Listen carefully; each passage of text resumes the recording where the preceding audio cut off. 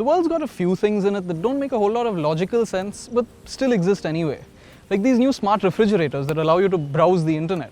Or like the new Triumph Speed Triple. Because down there is a 180 horsepower engine. And up here is, well, nothing. But then the Speed Triple is the bike that birthed the Street Fighter class. It started off in life as quite literally a superbike minus the fairings. So it can't just up and leave now, can it? This is the 1200 RS, the latest generation of the Speed Triple. And while it hasn't been based on a superbike for a while now, it still is the quickest bike that Triumph makes, and now a fully paid up member of the Super Naked Club. Let's see what it's like.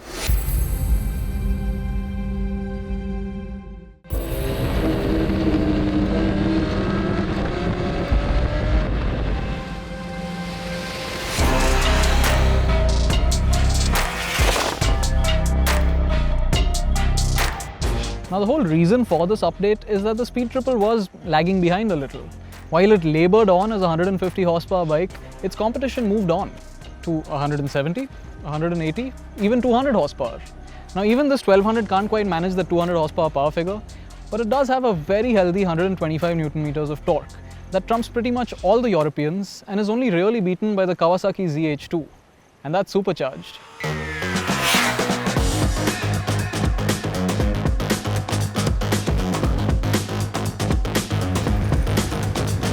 So this is my first time riding a Speed Triple, or any Super Naked for that matter. And the previous generations of this bike have usually been described as big brutes, and this one is even more powerful and even quicker. So I was expecting to be greeted by a bit of an animal, if I'm honest. But no, it just didn't happen. I took it out of the showroom and into some traffic, and at those low city RPMs, it was just perfectly unintimidating. Throttle response was friendly, on-off transitions were smooth enough, and it was just rather well behaved. I actually thought I might be in rain mode, but no, I was in road.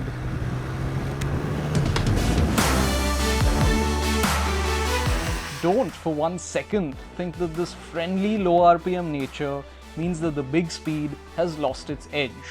Oh no, find an empty stretch of road and open her up, and this bike completely transforms into that animal I was expecting, and it really begins to live up to its name.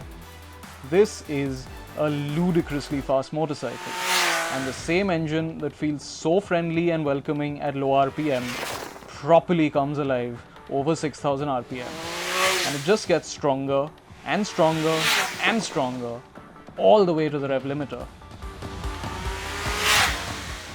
There are mind-bending, arm-wrenching, stomach-churning levels of acceleration on offer, and with the electronics dialed down, you will struggle to keep the front wheel down even in third and fourth gear. And it does all this while simultaneously making music.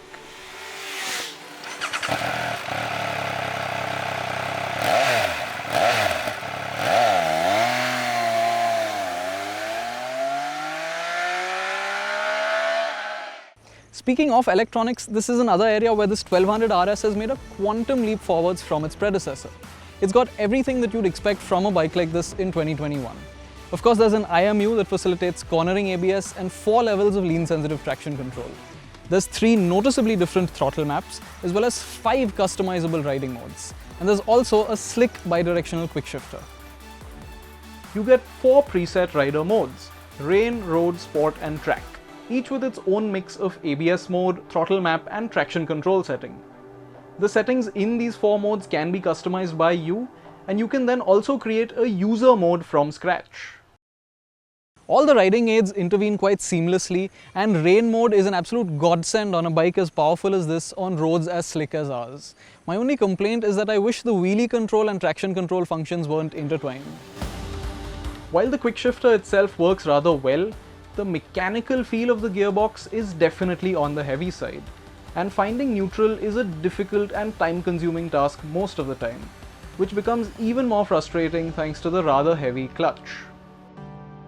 All the electronics are controlled via a new 5-inch TFT display that features Bluetooth connectivity and quite a lot of functionality.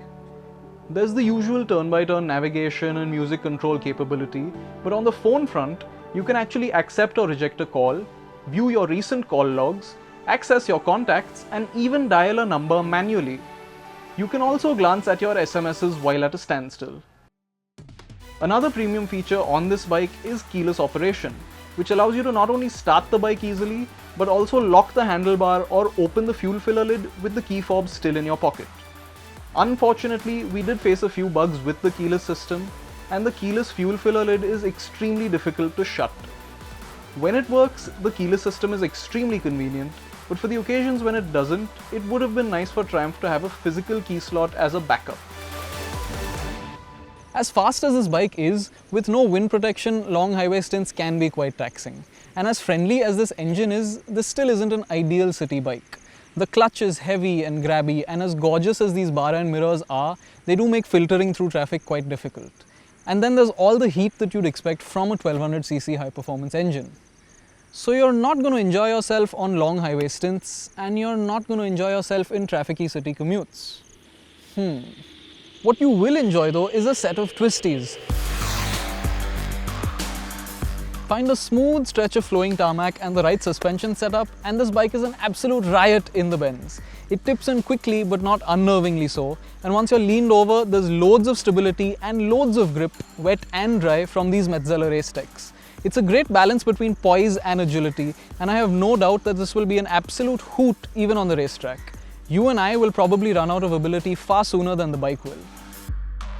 Part of this is down to the fact that the Speed Triple is 10 kilograms lighter than before, despite its engine actually having grown from 1050 to 1160cc.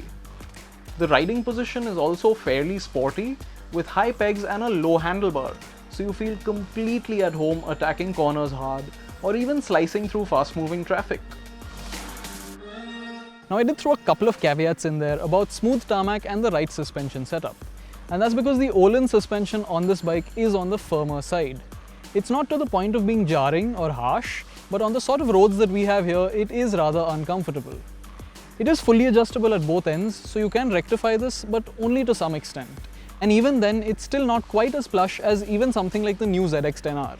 Where it falls short in suspension, it more than makes up for in brakes. There's Brembo Stylema calipers biting down on 320mm discs, and even a Brembo MCS master cylinder, so you can tune the feel of the brakes to your liking.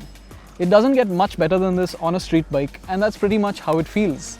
This bike stops mind-bogglingly fast, which is just as well considering how effortlessly it can get up to some truly scary speeds. Once you do stop and get off, you'll have no choice but to look at this thing, because boy is it a handsome bike. The old bug-eyed design was quite polarizing, you either loved it or hated it. This new look is a far more universally attractive one. It's got substance and it's muscular, and yet it seems compact. Whatever little bodywork it does have seems wrapped taut around it. Get up close and the excellent Triumph build quality is plain to see. There's attention to detail and high quality materials absolutely everywhere. The bar ends and the DRLs and that stunning tail lamp and the single-sided swing arm, you could just check this bike out all day and not run out of things to focus on.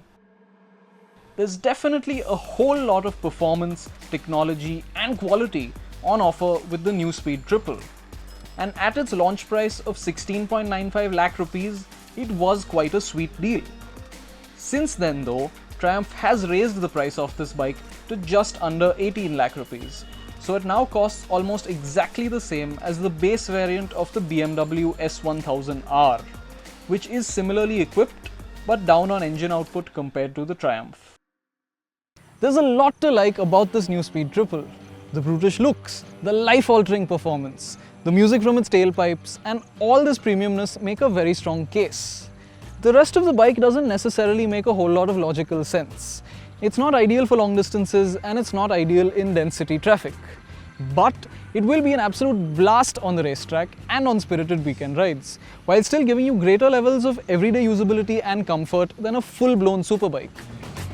At the end of the day, it offers a whole lot of fun, performance and feel-good factor at a price tag that's a little less wallet-busting than some of the other super nakeds on the market. This new Speed Triple is certainly a racier and harder-edged machine than its predecessors. And while that has some impact on its appeal as a road bike, there is no disputing that it still perfectly fits the Street Fighter bill that it created almost 30 years ago.